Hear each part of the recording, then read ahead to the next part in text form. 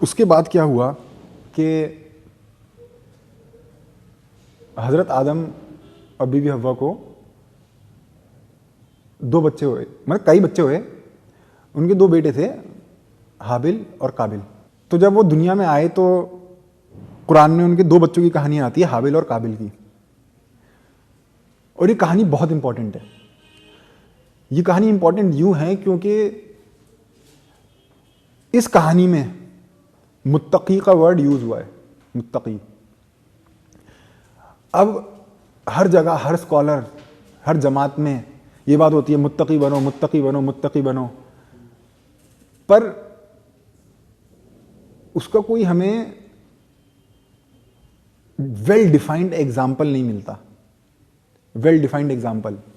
और मुत्तकी होना इंपॉर्टेंट इसलिए है क्योंकि सूरह बकरा की पहली ही आयतों में आता है कि हिदायत वो पाएगा कुरान से जो कि मुत्तकी होगा। हिदायत वो पाएगा कुरान से जो कि मुत्तकी होगा। गाइडेंस वो पाएगा जो कि मुत्तकी होगा। जो मुत्तकी नहीं होगा वो गाइडेंस नहीं पाएगा। तो सूरह बकरा की 26वीं आयत में आता है, सूरह इमरान की 7वीं आयत में आता है कि कुरान से लोग मिसगाइड भी होंगे। आता है और भी कई जगहों पे आता है कि कुरान से लोग मिसगाइड भी होंगे। पर कौन गाइड होगा? मुत्तकी गाइड होगा। तो इसलिए हाबिल काबिल की कहानी बहुत इंपॉर्टेंट हो जाती है क्योंकि इसमें एक वेल डिफाइंड एग्जाम्पल है एक मुत्तकी का। हाबिल के बारे में आता है कि वो मुत्तकी है और मुत्तकी के बारे में आता है कि वो गाइडेड आदमी है। अब उनके बीच में कोई इशू हो गया। मैं डिटेल में नहीं जा रहा क्योंकि डिटेल इंपॉर्टेंट नहीं है। बहन थी, ये था, वो था, ये कभी इंपॉर्टेंट नहीं होता। किसी ने किसी को कार को ठोक दिया तब मर्डर हो जाता है, किसी ने किसी को छेड़ दिया तब मर्डर कर देता है कोई किसी को, किसी ने किसी को धक्का लग गया उस पर मर्डर हो जाता है। तो क्या बात हुई वो इंपॉर्टेंट नहीं है। इंपॉर्टेंट ये है कि हुआ क्या। हुआ ये कि काबिल, वजह कोई भी रही हो, हमें पता है वजह क्या है, बहन का मसला था, क्या था, उसकी खुदा ने सैक्रिफाइस को कबूल नहीं किया। Detail is not important.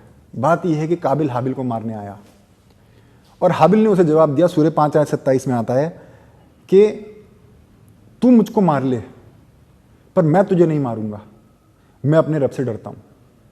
काबिल जो है हाबिल को मारने आ गया था जान से, और हाबिल जवाब ये देता है जो मुत्तकी था कि तू मुझको मार ले पर मैं तुझे नहीं मारूंगा, मैं डरता हूं अपने रब से। तू अगर अपना हाथ उठाएगा मुझे मारने के लिए तो मैं अपना हाथ नहीं उठाऊंगा तुझे मारने के लिए, मैं अपने रब से डरता हूं। ये कहानी इसलिए भी इंपॉर्टेंट है क्योंकि हम बात करते हैं खुदा से डरो, खुदा से डरो, खुदा से डरो, और इसमें खुदा से डरने का एक वेल डिफाइंड एग्जाम्पल है। मुत्तकी होने का एग्जाम्पल है, खुदा से डर का भी एग्जाम्पल है।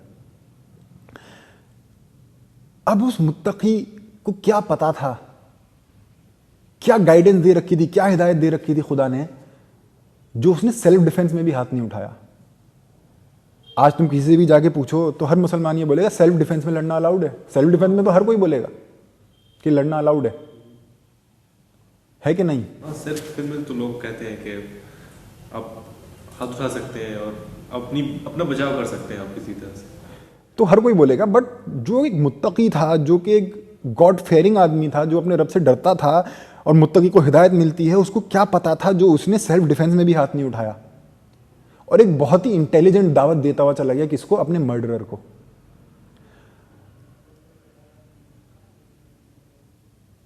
एक मुत्तकी जो हिदायत पाया हुआ था उसको पता था, उसको पता होता है एक मुत्तकी को कि खुदा जो है सबके लिए जन्नत चाहता है, सबके लिए A to Z सबके लिए खुदा जन्नत चाहता है। खुदा चाहता है कि बुरे से बुरा इंसान हो, बुरे से बुरा, शराबी, जुआरी, कैसा भी इंसान हो, बुरे से बुरा, वो नेक बने, अच्छी राह पे आए और वो जन्नत जाए। ये मुत्तकी जानता है। मुत्तकी ये जानता है कि जो शैतान है वो अच्छे से अच्छे आदमी को चाहता है कि वो बुरा बने, वो गुनहगार बने और वो जहन्नम में जाए। एक मुत्तकी को ये बात कभी माइंड से नहीं निकलती कि खुदा सबके लिए जन्नत चाहता है और शैतान सबके लिए जहन्नम चाहता है।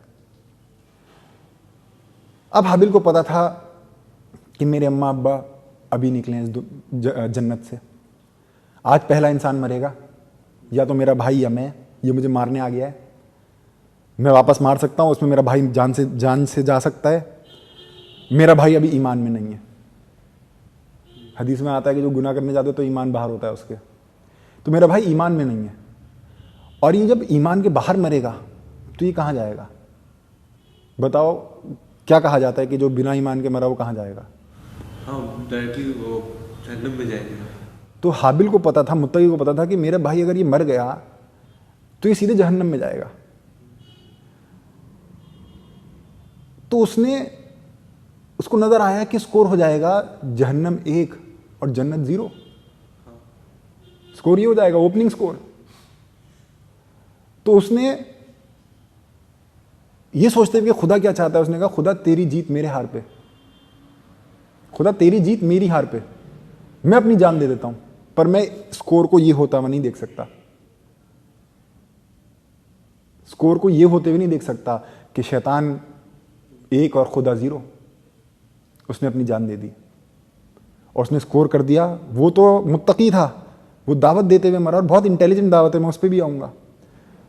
पर उसने मर के, ये बताओ ईमान वाला जो मरा होगा ऐसे, वो कहाँ गया होगा? वो जन्नत गया होगा डायरेक्ट, उसमें कोई शक नहीं है। वो पहला शहीद था, पहला शहीद। आज कहा जाता है जो सुसाइड बॉम्बर होता है वो कहता है हम चले जन्नत और तुम चले जहन्नम। सुसाइड बॉम्बर जो होता है वो ये कहता है हम चले जन्नत तुम चले जहन्नम। पर हाबिल जो था उसने कहा तुम मुझको मार ले पर मेरे भाई जन्नत चला जा। सिंबॉलिकली वो ये कह रहा था, और उसने स्कोर कर दिया जन्नत 1 और जहन्नम 0, खुदा 1 और शैतान 0।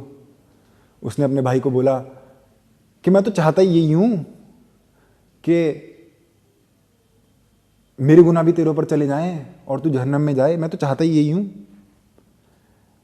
अब इस बात को हम अगर फेस वैल्यू पे लें तो हम नहीं समझ पाएंगे। खुदा कहता है सूरह 16 में कि तुम दावत दो विजडम के साथ, और हाबिल ने बहुत ही विजडम वाली दावत दी अपने भाई को, बहुत ही विजडम वाली दावत।